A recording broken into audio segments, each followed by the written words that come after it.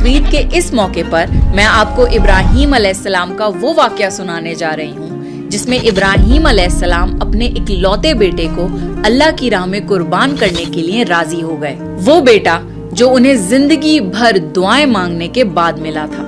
अल्लाह को इब्राहीम अलैहिस्सलाम की ये अदा इतनी पसंद आई कि अल्लाह ने आने वाली सारी नस्लों के लिए कुर्बानी करना वाजिब कर दिया। तो चलिए जानते हैं इब्राहीम अलैहिस्सलाम का ये हैरत अंगेज वाक़या। इब्राहीम अलैहिस्सलाम ने ख्वाब में देखा कि वो इस्माइल अलैहिस्सलाम को ज़िबा कर रहे हैं। उनकी नींद खुल गई। इब्राहीम अलैहिस्सलाम जानते थे कि अंबियाओं के ख्वाब अल्लाह की तरफ से वही होते हैं, लिहाजा उन्होंने इस ख्वाब के मुताबिक अमल करने का इरादा कर लिया। इब्राहीम अलैहिस्सलाम के लिए ये बहुत बड़ा इम्तिहान था। अगले दिन इब्राहीम अलैहिस्सलाम उठे और अपनी बीवी हाजरा को कहा कि हमारे बेटे इस्माइल को नहलाकर अच्छी तरह तैयार कर दीजिए। इब्राहीम अलैहिस्सलाम की बीवी हाजरा ने अपने बेटे को बहुत अच्छे से नहलाकर खुशबू लगाकर तैयार कर दिया और इब्राहीम अलैहिस्सलाम अपने बेटे को लेकर एक पहाड़ की तरफ रवाना हो गए। इब्राहीम अलैहिस्सलाम ये तकलीफ भरा फैसला कर चुके थे कि वो अपने बेटे की कुर्बानी देंगे, पर शैतान को कैसे मंजूर होता कि कोई अल्लाह की इताअत करे। तो शैतान भी अपने काम पर लग गया।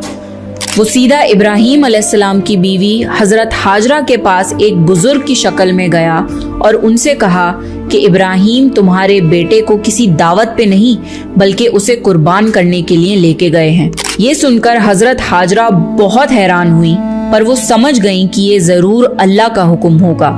तो उन्होंने शैतान से कहा कि अगर अल्लाह ने इब्राहीम को ऐसा करने का हुक्म दिया है तो ये हमारी खुशकिस्मती है। ये तो मेरा एक बेटा है, अगर मेरे इस्माइल जैसे 1000 बेटे भी होते तो मैं खुशी खुशी उन्हें अल्लाह की राह में कुर्बान कर देती। सोचिए, एक माँ के लिए ये कहना कितनी बड़ी बात है। जब शैतान हजरत हाजरा को भड़काने में नाकाम हो गया तो सीधे उनके बेटे इस्माइल अलैहिस्सलाम के पास गया और कहने लगा कि तुम्हारे बाबा तुम्हें किसी दावत में नहीं बल्कि तुम्हें मारने के लिए लेके जा रहे हैं। जवाब में इस्माइल अलैहिस्सलाम ने कहा कि अगर ये अल्लाह का हुक्म है तो मेरे लिए इससे बड़ी क्या खुशनसीबी की बात है कि मैं अल्लाह की राह में कुर्बान हो जाऊं।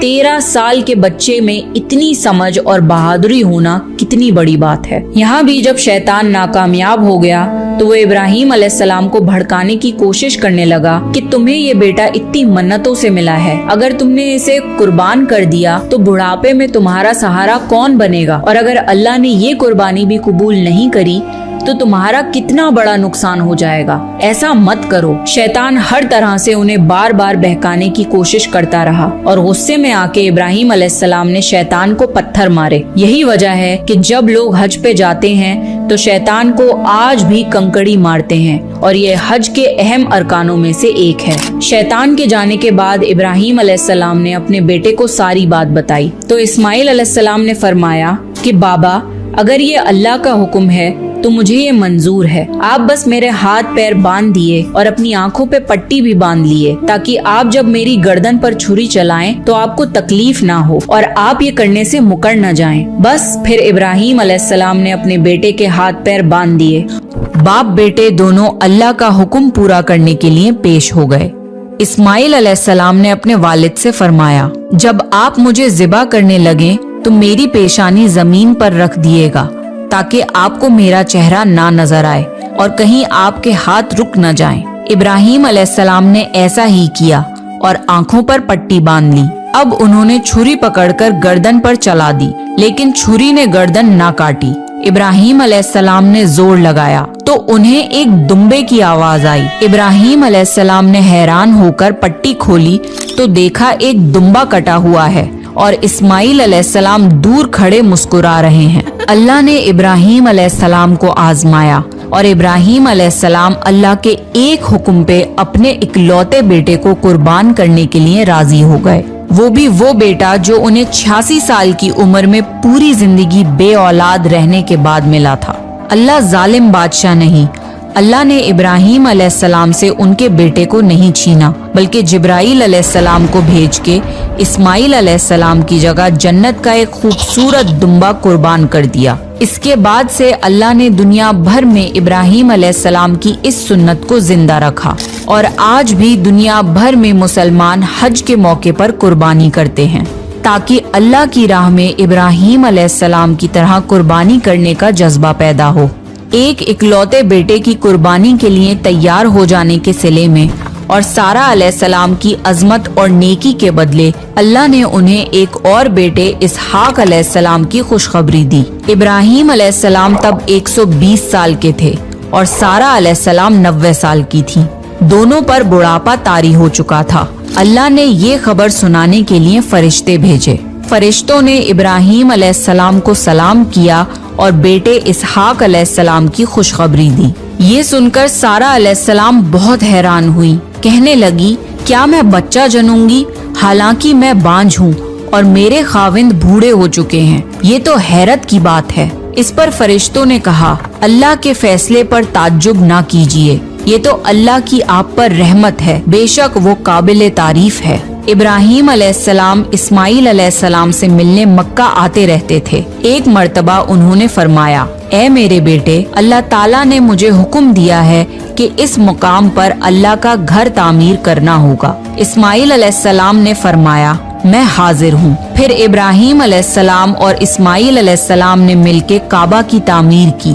جب وہ بیت اللہ کی بنیادوں کو بلند کر رہے تھے تو دعا مانگ رہے تھے کہ اے ہمارے رب، ہماری محنتوں کو قبول فرما، تو دعا کو سننے والا جاننے والا ہے، اور ہمیں اپنا فرما بردار بنا، ہماری اولاد میں سے بھی ایک فرما بردار گروہ بنا، اور ہمیں عبادت کا طریقہ سکھا اور ہم پر رجوع فرما، کیونکہ تو ہی توبہ قبول کرنے والا اور رحم فرمانے والا ہے۔ اے ہمارے رب، ان پر انہی لوگوں میں سے ایک رسول بھیج جو ان پر تیری آیت کی تلاوت کریں اور تیری کتاب اور حکمت سکھائیں اور انہیں پاک کریں، یقیناً تو غالب اور حکمت والا ہے۔ تعمیر کے وقت اللہ نے جنت سے ایک پتھر بھیجا تھا جس کا نام حجر اسود تھا۔ یہ پتھر نہایت سفید تھا۔ اب یہ پتھر لوگوں کے گناہوں کی وجہ سے کالا ہو گیا ہے۔ تعمیر کے وقت ابراہیم علیہ السلام ایک پتھر پر کھڑے ہوئے۔ وہ ننگے پیر تھے۔ اسی وقت پتھر پگھل گیا اور پتھر پر ان کے پیروں کے نشانات آ گئے۔ اسی پتھر کو آج مقام ابراہیم کہا جاتا ہے اور آج بھی لوگ اسے دیکھ سکتے ہیں۔ اس طرح کعبہ تعمیر ہوا۔ اللہ نے ابراہیم علیہ السلام کو حکم دیا کہ لوگوں میں حج کا اعلان کرو۔ اس پر ابراہیم علیہ السلام نے فرمایا اے اللہ، میری آواز بھلا کس کس تک پہنچے گی؟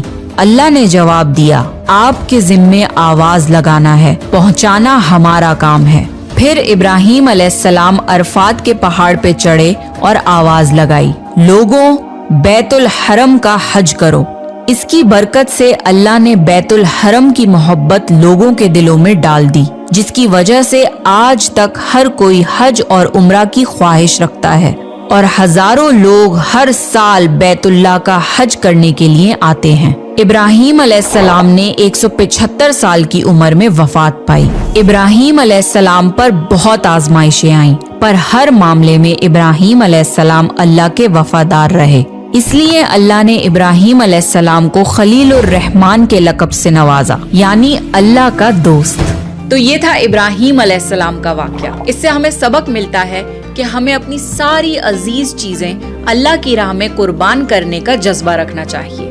یہ تھا ابراہیم علیہ السلام کی زندگی کا ایک چھوٹا سا حصہ۔